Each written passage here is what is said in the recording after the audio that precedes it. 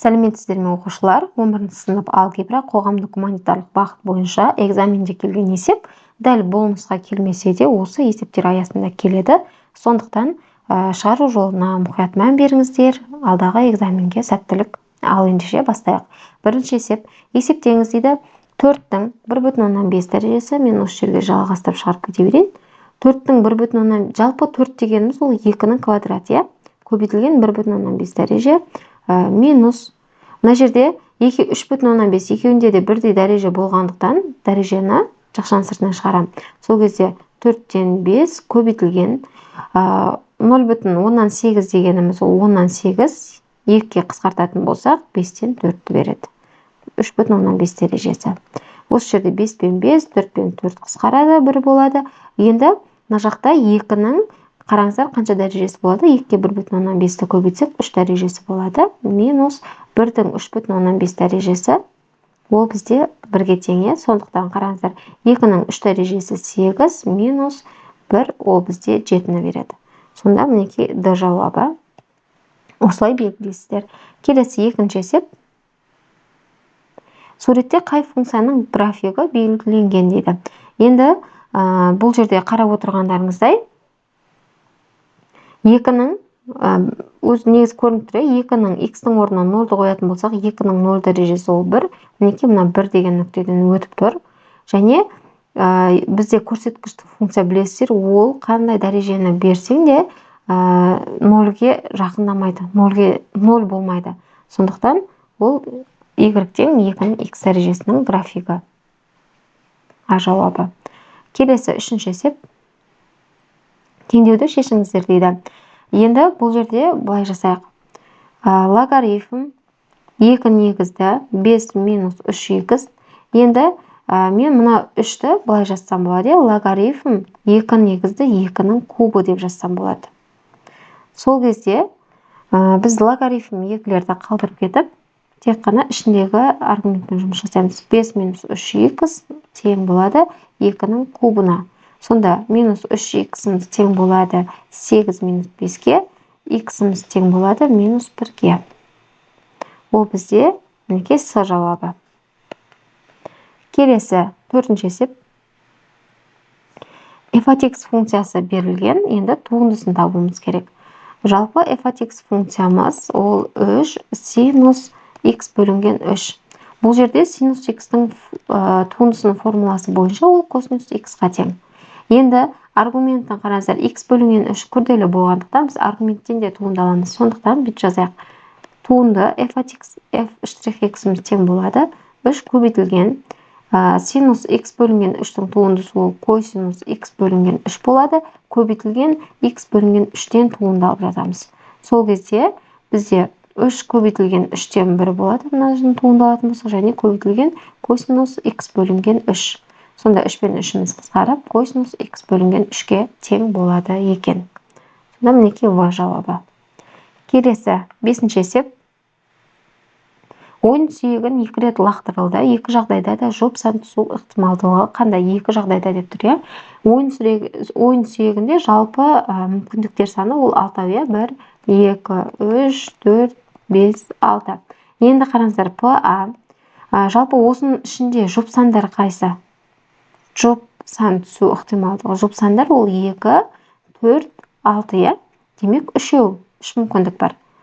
Енді осы жерде қараңыздар, ПА жалпы мүмкіндік 6, жұп сан түсу ықтималдығы ол 3. Демек ол бізде 2-ден 1. Енді бізде бұл 1 рет лақтырғандағы ықтималдылық бізде 2 жағдайда деп тұр. 2 рет лақтырылса, сонда біз былай жазайық. ПА тең 2-ден 1 көбейтілген 2-ден 1 бізде болады 4-ден 1. Мінекей С жауабы. Келесі 6-ші есеп. Есептеңіз дейді. Арк косинус 2-ден 1-дегі мәні ол бізде болады 60 градус. Ол пи бөлінген 3. Минус арк тангенс 1 бөлінген түбірасты 3. Ол бізде 30 градус береді. Пи бөлінген 6-ға тең. Сонда ортақ бөлімге келтіреміз. 6-дан бөлшектің бөлімі 6. 2 пидан пиді азайтатын болсақ, пи бөлінген 6-ға тең. Д жауабы. Келесі 7-ші есеп. f at g at x тең косинус x екені белгілі дейді. Енді f at x және g at x функцияларын табуымыз керек. f at x-іміз бізде x квадрат болу керек. X-ның орнына косинус x-ті қойсақ, косинус квадрат x екендігі шығады. Сонда А жауабы. Бірден көруге болады. Келесі 8-ші есеп. Өрнектің мәнін табыңыздар дейді. Ал енді бұл жерде кішкене ықшамдап жіберейік. Тең деп мына жерден жазайын мен.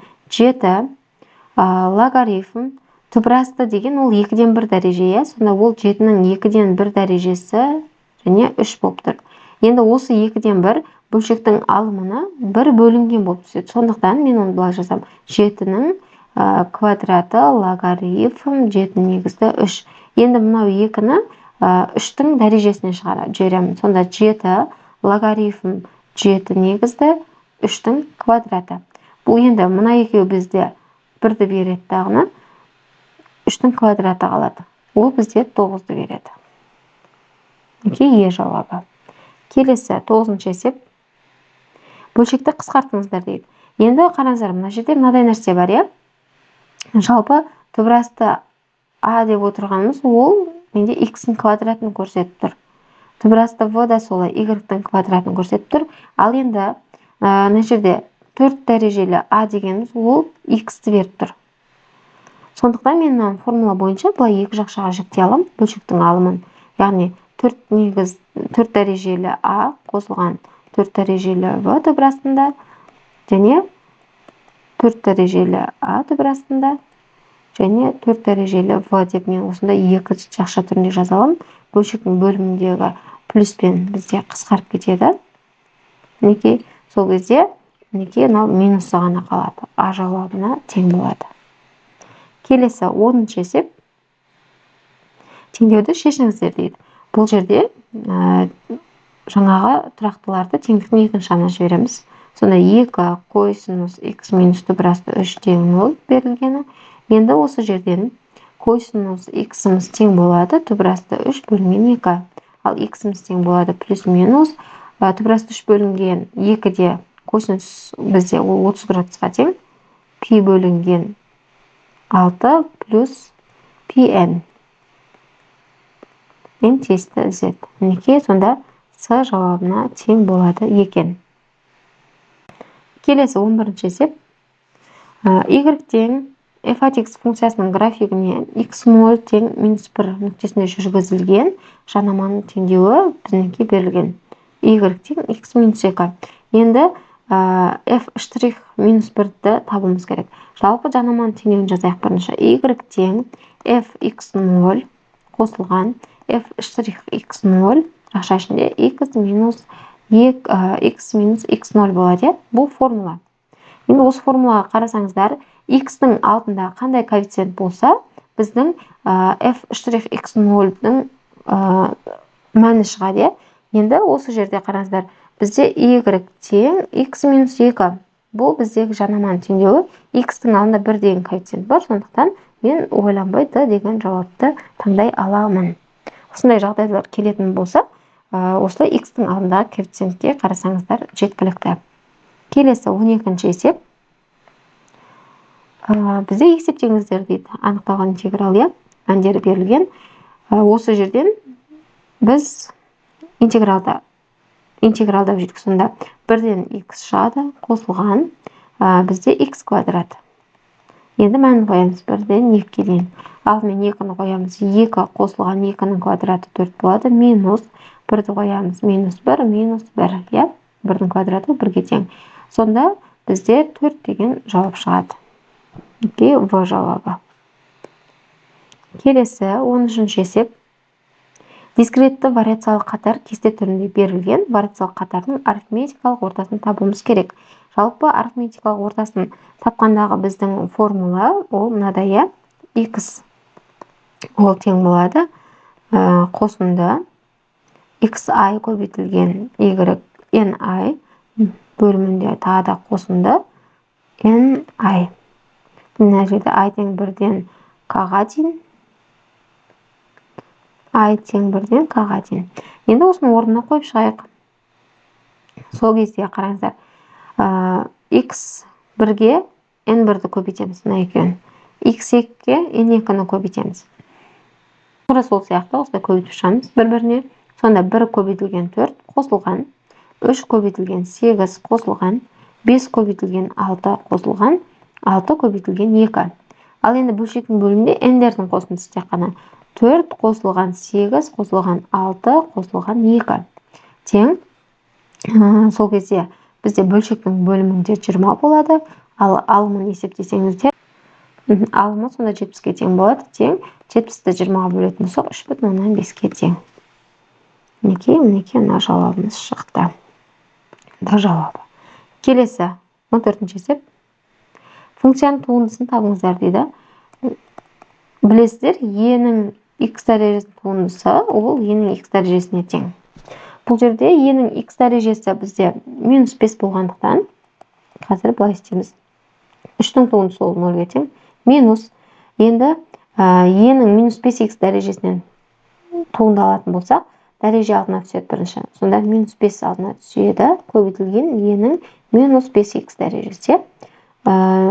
2 минусымыз бізде плюсті береді, сонда 5 e-нің -5x дәрежесіне тең болады екен.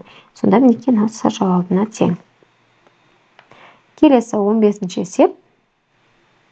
Теңдеудің түбірін табыңыздар дейді. Ал осы жерде қараңыздар, былай жасайық. 3-дің x дәрежесі қосылған 3-дің x көбейтілген 3 болады. 3-дің 1 дәрежесі. Енді 36 дегеніміз, ол бізде 9 көбейтілген 4. 9 көбейтілген 4. 9 ол 3-дің квадраты көбейтілген 4. Енді 3-дің x дәрежесін жақшаның сыртынан шығарып жіберем. Сонда 1 қосылған 3 тең 3-дің квадраты көбейтілген 4. Мына жерде 4 пен 4-міз қарады. 3 негіздері 1 болғандықтан тек дәрежемен жұмыс жасаймыз. X тең 2-ге. Мінекей е жауабы. Бұл А бөлімінде тест түрінде, А бөлімінде 15 есеп, тест түрінде В бөлімі. Бұл бөлімдегі тапсырмалар шешу жолын және жауабын талап етеді деп жазылып тұр. Енді 16-ші есептен бастайық. Бұл жерде көріп тұрғандарыңыздай 16-ші есеп бізде y функциясы берілген. Енді функцияның туындысының x тең -1 нүктедегі мәнін табуымыз керек. Енді біз берілген функциядан туындалуымыз керек. Y штрихіміз тең болады. X-ның кубынан туындалатын болсақ, дәреженің алдына түседі 3, және дәреже біреуге келмейді. Квадраты минус 2x. Енді f штрих -1-дегі мәнін табуымыз керек. Сол кезде 3 көбейтілген -1-дің квадраты минус 2 көбейтілген -1. Қараңыздар, сол кезде бізде -1-дің квадраты ол 1-ге тең 3. Мына жерде 2 минусымыз көбейтіліп плюс болады 2, ол тең бізде 5-ге. Енді В тапсырмасы. Бізде дәл осы функцияның графигіне абсциссы x тең -1 болатын нүктеде жүргізілген жанаманың теңдеуін жазыңыздар дейді. Жаңа жанаманың теңдеуін жазып өткенде y тең fx0 қосылған f'(x0 x минус x0. Енді бізде fx0 мәнін табуымыз керек. -1-дегі. Сонда -1-дің кубы минус -1-дің квадраты. -1-дің кубы ол -1-ге тең. Мына жерде бізде болады -1-дің квадраты ол 1-ге тең, ал мына -1 болады. Сонда -2-ге. Енді орнына қоямыз. Y тең -2 қосылған f'(x0 жаңа a есебінде тауып кеткенде, ол бізде 5-ге тең. Мәні x минус, мына жерде -1, ол бізде сонда плюс 1-ге айналып кетеді. Сонда жақшаны ашатын болсақ 5x болады. 5-тен 2-ні азайтатын болсақ 3-ге тең болады. Мінекей сонда осындай түрдегі жанаманың теңдеуін алады екенбіз. Енді келесі 17-ші есеп. 17-ші есепте осындай теңдеу берілген. Жаңа айнымалы енгізу әдісін қолданып берілген теңдеуді квадрат теңдеуге келтіріңіздер дейді. Ал енді бұл жерде жазып бастайық. Жалпы түбір астында, 4 дәрежелі түбір астында x ол бізде таны береді. Ал енді түбір астында x ол бізде тының квадратын береді. Квадрат теңдеуге келтіріп жазатын болсақ, онда t квадрат қосылған 2t минус 3 тең 0 түріндегі жаңа айнымалы енгізу арқылы осындай квадрат теңдеуі келтірдік. Теңдеулердің түбірлерін табуымыз керек. Ол үшін біз жаңа алған квадрат теңдеуді жазайық. 2t минус 3 тең 0, иә. Дискриминант бізде формула бойынша в квадрат минус 4асы. Мен естеріңізге түсіру үшін әдейі жазып жатырмын. Негіз бірден жаза берсек те болады. Сонда 2-ның квадраты минус 4 көбейтілген а бізде 1-ге тең, с бізде минус 3-ке тең. Сонда 4 қосылған 12, ол бізде 16-ны береді. Енді t1 мен 2 ол тең болады. Бұл жерде де формуланы жазатын болсақ минус в, плюс минус түбір астында d болады, иә, дискриминант. Бөлінген 2а тең. Енді қараңыздар, минус 2 плюс минус 16-дан 4 шығады, бөлімінде 2 болады. Сол кезде 4-тен 2-ні азайтып 2-ге бөлетін болсақ 1 болады, минус 6-ны 2-ге бөлетін болсақ минус 3 болады. Енді осы жерде теңдеудің түбірлерін жазған кезде бізде түбір асты x болғандықтан, бұл жерде x-іміз үлкен не тең 0-ден болады. Сондықтан біз x-ті, түбір асты x-імізді минус 3-ге тең деп ала алмаймыз. Бұл бос шешім болады. Енді түбір асты x-іміз тең 1 деп аламыз, 1-дің квадраты. X-іміз тең 1. Осындай жауапты аламыз. Келесі 18-ші есеп. Теңсіздікті шешіңіздер дейді. Бұл жағдайда бірінші логарифмнің қасиеттері бойынша бізде x 0-ден үлкен болу керек, және бізде логарифмнің мына жақта негізінде аргументінде x-1 бар, x-1 үлкен 0 деп аламыз. Сондықтан бізде шығады x-іміз 1-ден үлкен деген. Енді екінші жағдайда арасы плюс болғандықтан мен былай жазамын: логарифм 3 негізді x көбейтілген x-1 кішіне тең логарифм 3 негізді 2. Енді логарифм 3-терді қалдырып, мен x көбейтілген x-1 кішіне тең 2 деп алсам, бұл жерде мынадай шығады: x квадрат минус x минус 2 кішіне тең 0. Бұны дискриминант арқылы шешсеңіздер де болады, немесе екі жақ жаға 1-ден жүктесек те болады. x минус 2 x плюс 1 кішіне тең 0. Яғни бұдан көрініп тұр x кішіне тең 2-ден және x кішіне тең 1-ден. Енді минус 1-ден. Мына жерде сызайық. Бұл жерде біз мына жерде 1-ді де белгілеп қосамыз. Сонда минус 1, мына жеріміз 1 және мынау 2 дейік. 1 бізде жауап кірмейді. Қатаң емес таңба болып тұр ғой. Енді қараңыздар, 2-ден кішіне тең. Минус 1-ден кішіне тең. Бұл былай қарай кетеді. Бәрібір минус 1 кірмейді, себебі анықталу облысы бойынша. Енді қараңыздар, 1-ден үлкен деп тұр. Сонда біздің жауабымыз болады: 1-ге жай жақша қоямыз, 1-ден 2-ның арасындағы мәндерді қабылдайды екен. Келесі 19-ші есеп. X кездейсоқ шамасы ықтималдылығының үлестірімі берілген p-ның мәнін табыңыздар дейді. Жалпы p-ның мәні, жалпы мына жердегі барлығының мәні қосатын болса, ол 1-ге тең болу керек. Сонда енді қосып жазайық. 3-тен 1 қосылған 4-тен 1 қосылған 5-тен 1 қосылған p тең 1. Бұдан біз ортақ бөлімді 60-тан келтіреміз. Мұнда 20-дан берем, мұнда 15-тен, мұнда 12-ден берем. Сол кезде бөлшектің бөлімі 60, алымы 20, қосылған 15, қосылған 12, қосылған p тең 1. Енді p тең болады 1 минус 60-тан 47 болады. Сол кезде ол 60-тан 13-ке тең. P-ның мәні 60-тан 13-ке тең болды. Енді v тапсырмасында x кездейсоқ шамасының математикалық күтімін табыңыздар дейді. Математикалық күтімді тапқан кезде біз бір-біріне көбейтеміз. 3-ті 3-тен 1-ге, 4-ті 4-тен 1-ге, 5-ті 5-тен 1-ге, 6-ны p-ға көбейтіп қосамыз барлығын. Енді соны жазайық. mx тең болады. Мына жерде 3 көбейтілген 3-тен 1 қосылған 4 көбейтілген 4-тен 1 қосылған 5 көбейтілген 5-тен 1 қосылған 6 көбейтілген 6-тан 13 тең. Бізде 3 пен 3, 4 пен 4, 5 пен 5-тен қысқарады, 6 мен 60 қысқарады, бөлімінде 10 қалады. Сол кезде бізде 3 қосылған 10-нан 13 ортақ бөлімді 10-ға келтіретін болсақ, мұнда 43 болады. Ол бізде тең болады 4,10-нан 3-ге. Математикалық құтын. Енді x кездейсоқ шамасының дисперсиясын табыңыздар дейді. Дисперсияның формуласын жазайық алдымен. dx бізде тең i тең 1-ден n-ге дейін x i-дың квадраты n пай көбейтілген минус мына жерде i тең 1-ден n-ге дейін xi көбейтілген pi-дың сыртында квадраты.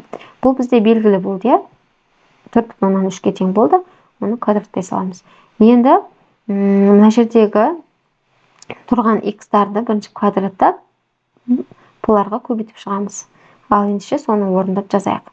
Бірінші 3-тің квадраты көбейтілген 3-тен 1 қосылған 4-тің квадраты көбейтілген 4-тен 1 қосылған 5-тің квадраты көбейтілген 5-тен 1 қосылған мына жерде 6-ның квадраты көбейтілген 60-тан 13 тең. Және минус бар мына жерде.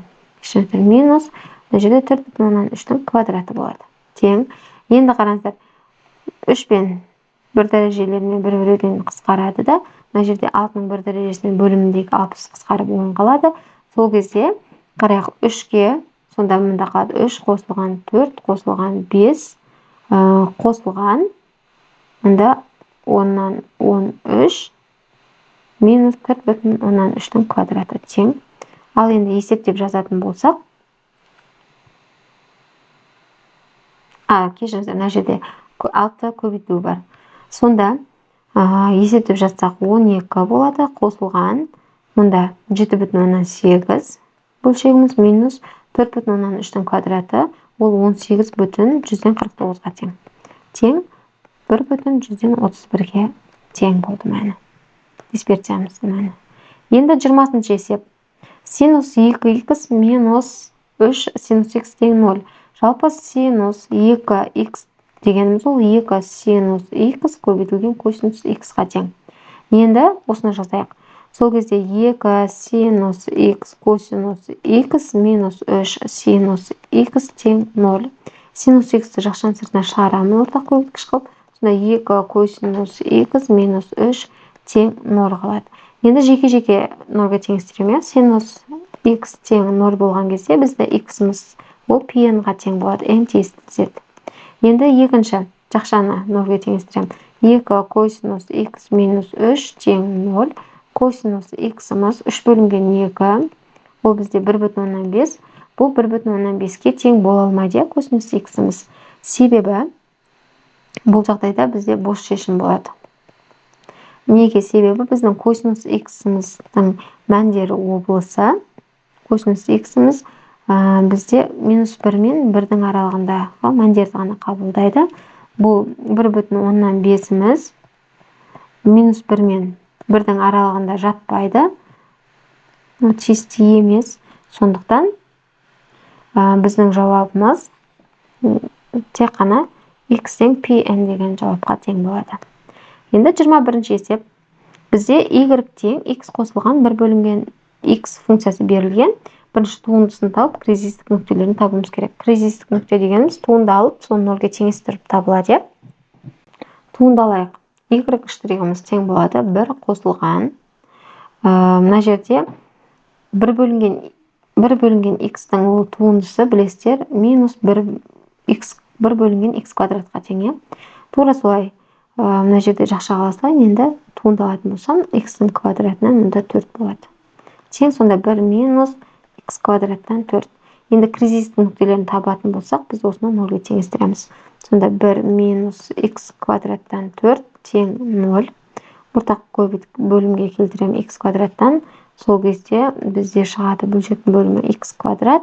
Ал мұнда x квадрат минус 4 тең 0. Енді бұл жерде x-іміз 0-ге тең болмау керек. Бөлшектің бөлімінде болғандықтан.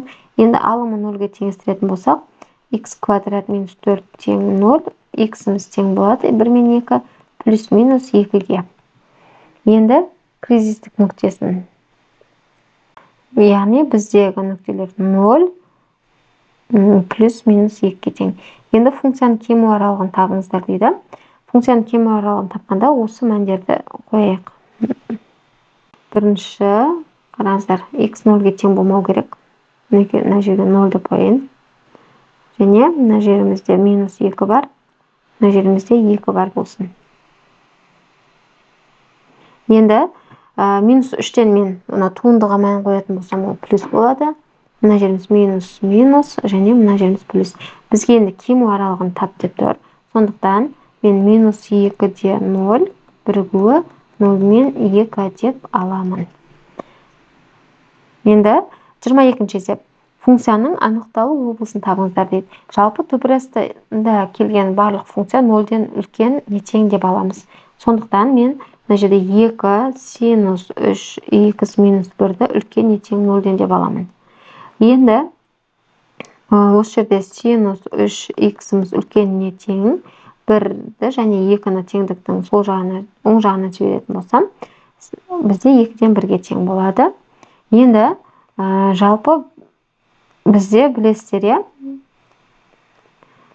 x, y.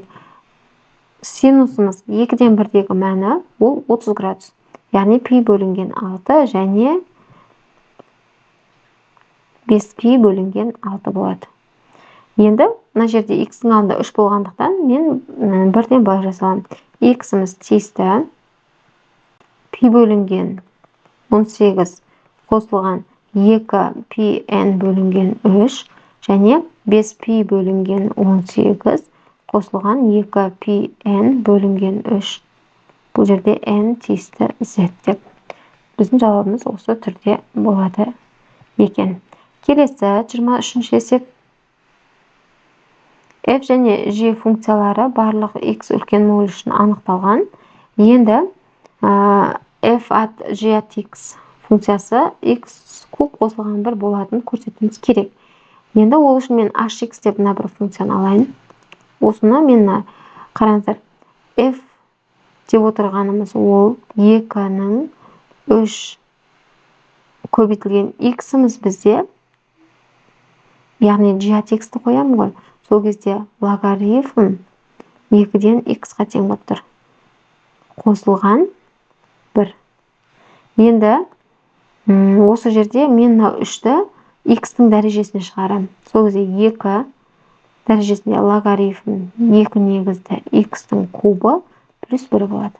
Енді мынадай жағдайда білесіздер, біз оны қалдырып кетсек болады, тек дәрежені жазсақ болады. Сонда x-тің кубы қосылған 1. Яғни көрсеттік, осындайға тең болатын. Енді келесінде f at x үшін кері функцияны табуымыз керек. Жалпы f at x функциямыз бізде жазылайық. f at x функциямыз 2-ның 3x дәрежесі қосылған 1-ге тең. Осыған біз кері функцияны жазуымыз керек. Кері функцияны жазған кезде байсик тең 2-3y плюс 1. Осы жерден y-ті табамыз. 2-3y тең x минус 1. Енді екі жағында логарифм деп жіберейік. Сол кезде логарифм 2 негізді x минус 1 тең болады 3y-ге. Сонда біздің y-іміз тең болады логарифм 2 негізді x минус 1 бөлінген 3-ге. Енді y минус 1 деп отырғанымыз, яғни f at x-ға функциясынан кері функциямыз y минус 1-іміз ол тең болады логарифм 2 негізді x минус 1-ден 3.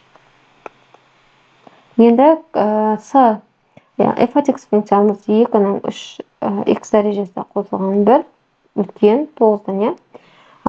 Бұл жағдайда енді бұл есепті бүйтіп шешейік. 2-ның 3x дәрежесі үлкен 9 минус 1 2-ның 3х дәрежесі үлкен 8-ден 8 деп отырамыз, ол 2-ның кубына тең, иә.